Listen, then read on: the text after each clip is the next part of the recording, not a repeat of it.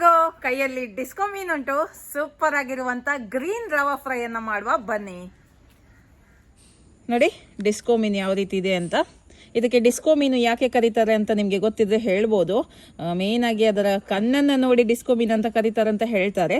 But ನಿಮ್ಗೆ ಏನಾದ್ರು ಗೊತ್ತಿದ್ರೆ ಹೇಳ್ಬೋದು. ನೋಡಿ ಈಗ ಇದನ್ನ ಫಸ್ಟ್ಗೆ ಕಟ್ ಮಾಡಿ ಕ್ಲೀನ್ ಮಾಡುವ.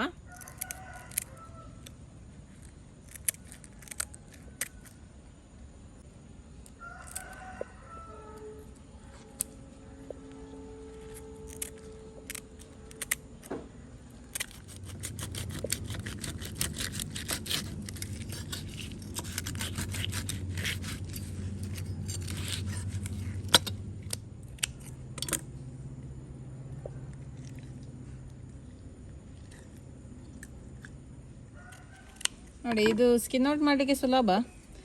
ಕತ್ತರಿಯಲ್ಲೇ ಸ್ಕಿನ್ ಔಟ್ ಮಾಡ್ಬೋದು. ಸ್ವಲ್ಪ ಇದರ ಮೇಲೆಯಿಂದ ಸ್ವಲ್ಪ ಲೂಸ್ ಮಾಡಿ ಮತ್ತು ಕೈಯಲ್ಲಿ ಎಳಿಬೋದು. ನೋಡಿ ಈ ಥರ ಕೈಯಲ್ಲಿ ಎಳಿಬೋದು. ಓಕೆ, ಮುರು ಮೀನು ಥರ ತುಂಬ ಗಟ್ಟಿ ಇಲ್ಲ. ಓಕೆ ನೋಡಿ ಕೈಯಲ್ಲಿ ಎಳೆದ್ರೆ ಬರ್ತದೆ. ಈ ಥರ ಕಟ್ ಮಾಡ್ಬೋದು. ನೋಡಿ ನೋಡಿ ಈ ಥರ ತೆಗಿಬೋದು.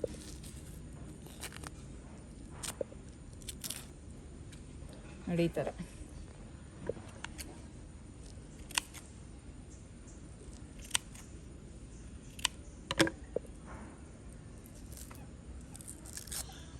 ನೋಡಿ ಕೈಯಲ್ಲಿ ಸುಲಭದಲ್ಲಿ ಎಳಿಬೋದು. ಹೀಗೆ ಸ್ಕಿನ್ ಔಟ್ ಎರಡು ಸೈಡಲ್ಲಿ ಮಾಡಿ ರೆಡಿ ಮಾಡಿ ಇಡ್ತೇನೆ. ಮಸಾಲೆಗೆ ಇಲ್ಲಿ ನಾನು ಸ್ವಲ್ಪ ಕೊತ್ತಂಬರಿ ಸೊಪ್ಪು, 1 ಕೈ ಮುಷ್ಟಿಯಷ್ಟು, ಅದಕ್ಕಿಂತ ಅರ್ಧ ಪುದೀನ ಸೊಪ್ಪು, 1 ಕಡ್ಡಿಯಷ್ಟು ಕರಿಬೇವಿನ ಸೊಪ್ಪು, ಅರ್ಧ ಚಮಚದಷ್ಟು ಅರಿಶಿಣದ ಪುಡಿ, ಸಣ್ಣ ತುಂಡು ಹುಣಸೆ ಹುಳಿ, ರುಚಿಗೆ ತಕ್ಕಷ್ಟು ಉಪ್ಪು, 8 ಎಸಳು ಬೆಳ್ಳುಳ್ಳಿ, 1.5 ಇಂಚಷ್ಟು ಶುಂಠಿ, 5 ಹಸಿಮೆಣಸಿನಕಾಯಿ. ಖಾರ ಕಡಿಮೆ ಬೇಕಿದ್ರೆ ಕಡಿಮೆ ಹಾಕಿಕೊಳ್ಳಿ. ಇದನ್ನ ಕಡಿಮೆ ನೀರು ಹಾಕಿ ರುಬ್ಬಿ ತರ್ತೇನೆ. ಓಕೆ, ಈಗ ಮಸಾಲೆನ ಕೋಟ್ ಮಾಡುವ. ಚೆನ್ನಾಗಿ ಕೋಟ್ ಮಾಡ್ಕೊಳ್ಳಿ. ಮೀನಿಗೆ ಕಚ್ಚಿಸಬೇಕಿದ್ರೆ ಹಾಕ್ಬೋದು ನೀವು. ನಾನು ಹಾಕ್ತಾ ಇಲ್ಲ. ಮೀನು ಸ್ವಲ್ಪ ಡೆಲಿಕೇಟ್ ಮೀನು, ಹಾಗಾಗಿ ನಾನು ಕಚ್ಸನ್ನು ಹಾಕ್ತಾ ಇಲ್ಲ. ಇದನ್ನು ಈ ರೀತಿ ಮಸಾಲೆ ಹಾಕಿ ಒಂದು 10 ನಿಮಿಷ ಇಡುವ ನಾವು. ಮತ್ತೆ ಇದಕ್ಕೆ ನೆಕ್ಸ್ಟ್ ಕೋಟಿಂಗನ್ನು ಮಾಡಿದರೆ ಆಯಿತು. ರವಾ ಕೋಟಿಂಗ್ 10 ನಿಮಿಷ ಹೀಗೇನೆ ಇರಲಿ. ಫ್ರೀಝರಲ್ಲಿ ಇಟ್ಟರೆ ತುಂಬ ಒಳ್ಳೆಯದು. ಮಸಾಲ ಒಳ್ಳೆ ಗಟ್ಟಿಯಾಗಿ ನಿಲ್ತದೆ. ಫ್ರೀಝರಲ್ಲಿ 10 ನಿಮಿಷ ಇಟ್ಟು ಮತ್ತೆ ನೆಕ್ಸ್ಟ್ ಕೋಟಿಂಗ್ ಮಾಡಿದರೆ ಆಯಿತು. ಇಲ್ಲಿ ನಾನು 1 ಕಪ್ಪಷ್ಟು ರವೆಯನ್ನು ತೆಕ್ಕೊಂಡಿದ್ದೀನಿ. ಯಾವ ರವೆ ಸಹ ತೆಕ್ಕೊಳ್ಬೋದು ನೀವು. ಓಕೆ, ಇದಕ್ಕೆ ನಾನು 1/4 ಕಪ್ಪಷ್ಟು ಅಕ್ಕಿ ಹಿಟ್ಟನ್ನು ಹಾಕ್ತಾ ಇದ್ದೀನಿ. ಬೇಕಿದ್ರೆ ಕಾರ್ನ್ಫ್ಲೋರನ್ನು ಕೂಡ ಹಾಕ್ಬೋದು ನೀವು. 1 ಚಮಚದಷ್ಟು ಉಪ್ಪನ್ನು ಹಾಕ್ತಾ ಇದ್ದೀನಿ. ಅಚ್ಕಾರದ ಪುಡಿ ಬೇಕಿದ್ರೆ ಅದನ್ನು ಕೂಡ ಹಾಕ್ಬೋದು. ಕಲರ್ ಸ್ವಲ್ಪ ಕೆಂಪಾಗಿ ಬರುತ್ತೆ. ಸೊ ನಾನು ಹಾಕ್ತಾ ಇಲ್ಲ. ನಿಮಗೆ ಬೇಕಿದ್ರೆ ಅಚ್ಕಾರದ ಪುಡಿ ಅಥವಾ ಪೆಪ್ಪರ್ ಪುಡಿ ಅದನ್ನೆಲ್ಲ ಹಾಕ್ಬೋದು. ಬೇರೆ ಯಾವುದಾದ್ರೂ ಸ್ಪೈಸ್ ಪೌಡರ್ ಹಾಕಲಿಕ್ಕೆ ಮನಸ್ಸಿದ್ರೆ ಅದನ್ನು ನೀವು ಈ ರವೆಗೆ ಹಾಕ್ಬೋದು. ಓಕೆ, ಈಗ ಮೀನನ್ನು ಕೋಟ್ ಮಾಡುವ. ಈ ಥರ ಕೋಟ್ ಮಾಡಿದರೆ ಆಯಿತು. ನೋಡಿ ನೀರನ್ನು ಫ್ರೈ ಮಾಡಿದರೆ ಆಯಿತು. ನೋಡಿ ಎಣ್ಣೆ ಕಾದಿದೆ. ಮೀನನ್ನು ಫ್ರೈ ಮಾಡುವ. ನೋಡಿ ಒಂದು 7 ರಿಂದ 8 ನಿಮಿಷ ಫ್ರೈ ಮಾಡಿದ್ರೆ ಸಾಕು, ಮೀನು ಫ್ರೈ ಆಗುತ್ತೆ. ನೋಡಿ ಕೋಟಿಂಗ್ ಕೂಡ ತುಂಬಾ ಚೆನ್ನಾಗಿ ನಿಂತಿದೆ. ತೆಗೆದು ಬಿಡುವ ಮೀನನ್ನು. ಓಕೆ, ಟೇಸ್ಟ್ ಮಾಡಿ ನೋಡುವ.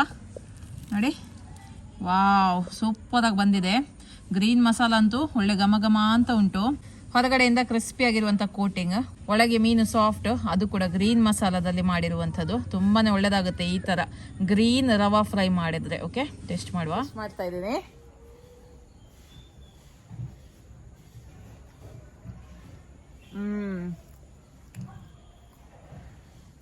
ನಿಜ ಹೇಳ್ತೇನೆ, ನಾವು ನಾರ್ಮಲ್ ಆಗಿ ಕೆಂಪು ಮಸಾಲ ಹಾಕ್ತೇವೆ ನೋಡಿ, ಅದಕ್ಕಿಂತ ರವೆಗೆ ಈ ಥರ ಗ್ರೀನ್ ಮಸಾಲ ಹಾಕಿ ಮಾಡಿದರೆ ತುಂಬ ಟೇಸ್ಟ್.